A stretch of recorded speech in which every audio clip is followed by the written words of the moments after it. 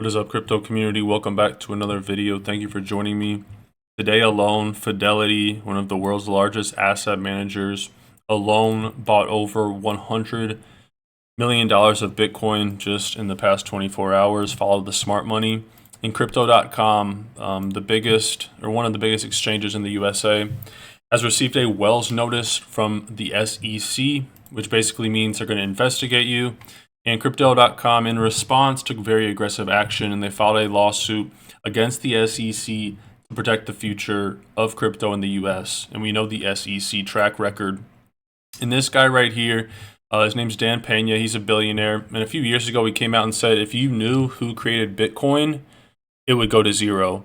Recently, today, HBO dropped a documentary about Satoshi Nakamoto, the pseudonymous founder of Bitcoin. And so there's all this betting in the markets and speculation on who is Satoshi Nakamoto. And the fact that his identity could come out could destabilize the markets is what a lot of analysts are saying, because he's been anonymous for 13 years. And if his identity was pinpointed and he's actually alive and has potential to sell his 65 billion in Bitcoin holdings, that's a lot of sell pressure. So if you guys are interested in just general cryptography, who Satoshi is, maybe check out that documentary. But you got to keep in mind, HBO is one of those outlets where you always got to take it with a grain of salt. I covered this 2 days or 1 day ago, this video, BlackRock at the Digital Asset Conference. But I didn't realize this piece of information. So in this clip right here, BlackRock is talking about the exponential growth of cell phones, internet. And he says basically that the future of cryptocurrency outpaces these other two growth sectors. And you got to think, I was kind of a young kid when internet and cell phone was coming out. I got my first cell phone, I think, when I was 16. So some of you guys, you might be like, wow, man, you're really young. But to me at the time, nowadays 16, if you don't have a cell phone, that's kind of crazy. But those two industries were so explosive. And so the fact that crypto is more explosive than that, and we're only 12 years into it, just think about how much over the past 25 years, 35 years, internet has expanded, and crypto is just a magnitude greater.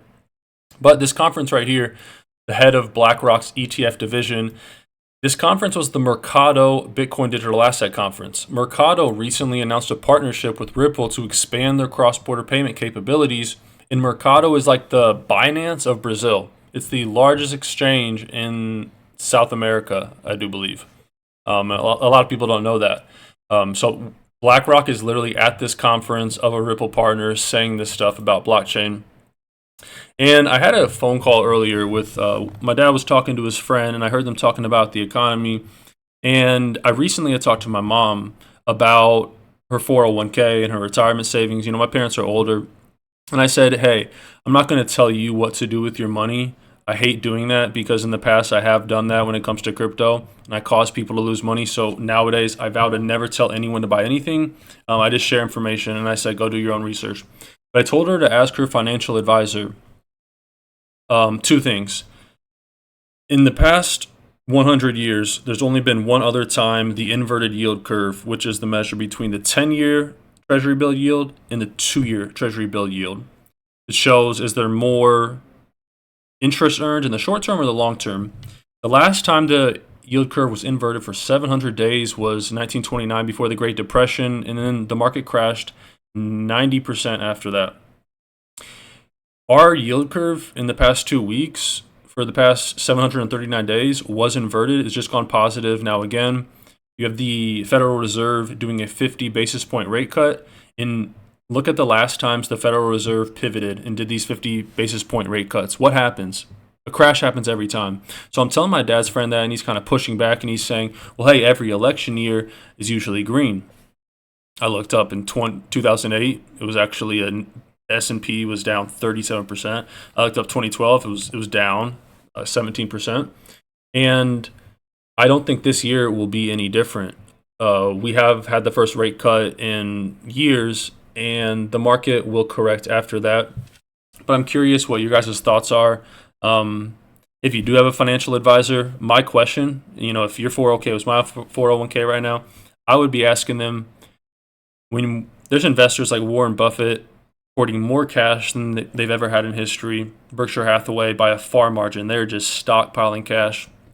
JP Morgan, Jamie Dimon.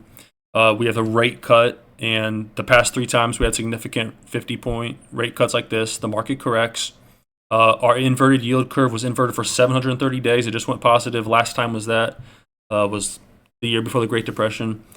And the stock market's hitting all-time highs. Why should I not rotate into more T-bills, bonds, and safe assets? Why should I expose myself to risk in equities? If you've been holding this 401k, you're in the green with these stocks. Why are you still exposing yourself to risk when the world's smartest investors have money on the sidelines waiting to get in on that?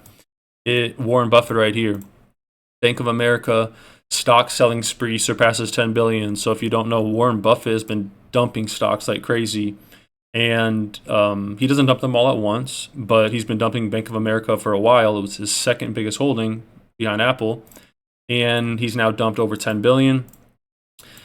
Furthermore, Warren Buffett sold half of Berkshire Hathaway's Apple shares in Q3 for the tune of over a $100 billion profit from when he had bought these shares, I think 7 or 8 years ago.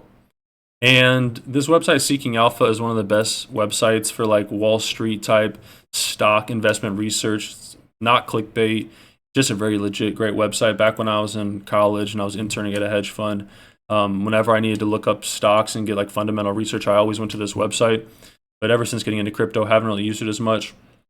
But there could be some other reasons why Warren Buffett is selling stocks. Maybe the market is not doomed for a crash. Maybe he has other plans for the cash and he needs some cash. They talk about this company, Chubb. It's an insurance company. And last year in Warren Buffett's 2023 newsletter to Berkshire Hathaway shareholders, he explained how insurance companies are like a critical part of his portfolio. So when we see Warren Buffett selling all this stuff, it makes me think, oh, the market's going to dump. But at the same time, this guy, he's got investments in all of our pockets.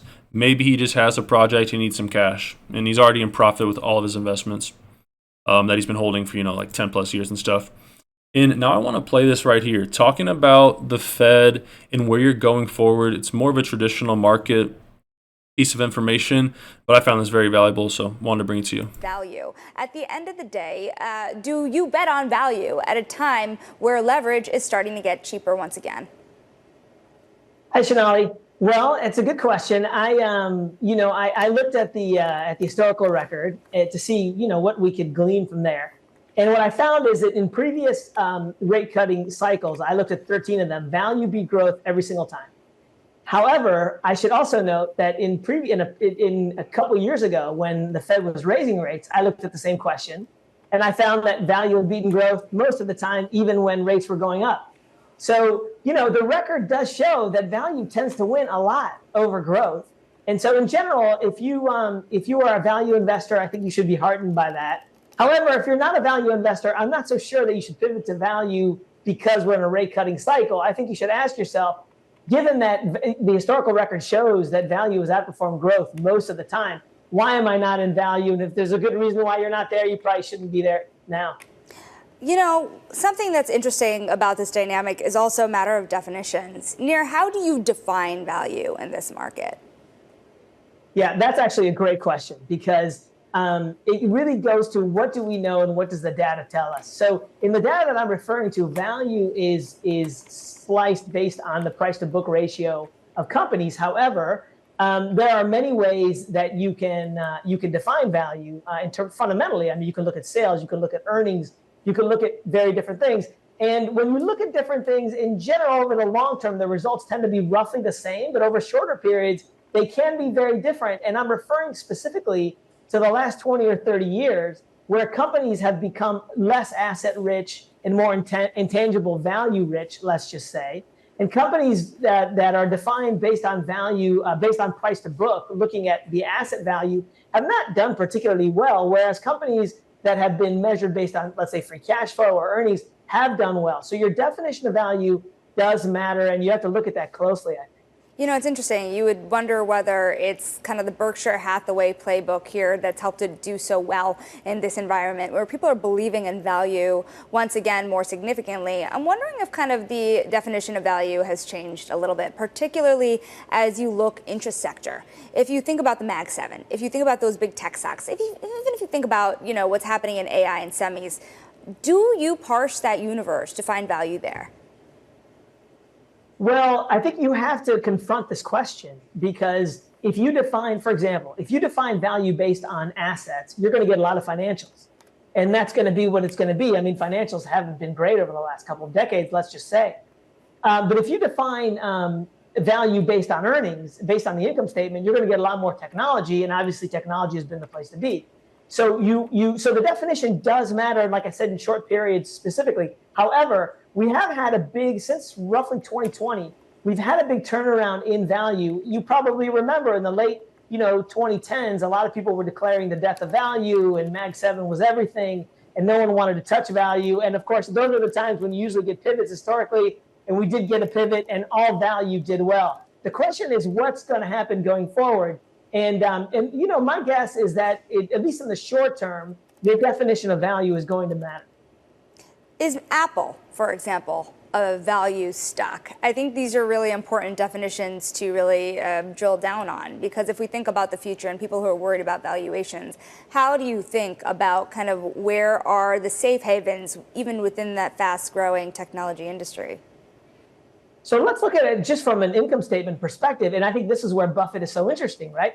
When Buffett started to buy Apple in 2016, I don't know if this is very well appreciated. Apple was as good a company, as high quality a company as it is now. However, it was trading at roughly 11, 12 times earnings. So it was both a value and a quality play, and maybe even a growth play. I mean, you could slice it that way if you want. However, today, I think it's very difficult to make the argument, although Apple is still high quality and to some extent growth, it's no longer a value play, I think, by any definition. And in my view, that's why I think Buffett is paring back his position. Some of it is risk management. But if Apple were trading at 11, 12 times earnings today, I'm pretty sure he wouldn't be cutting it back. Nir, really quickly here. There's so many expectations out there in the market right now when you look at market pricing, especially relative to what economists think. Most economists don't think that the Fed is going to go by 50 today, but the market certainly believes so. So if they don't get the 50, what does the market look like? It's going to be relatively tame. My personal view, Shanali, is that they should go 25 bips. I don't mean to open that can of worms, especially this late in our time together. But I think that there is enough flexibility, and that financial conditions in general have eased enough that whether they go 25 or 50 today is not going to make a big difference. Thanks for watching the full video, guys. If you made it this far in the video, I want you to, instead of just commenting something, answer this question. Do you think the next 12 months will be a profitable position to be in, like risk on equities and things like, Bitcoin, XRP, Ethereum, compared to just keeping your money in something like short-term treasury bills? Let me know your thoughts in the comment section below and how you're approaching this coming year. Until next time.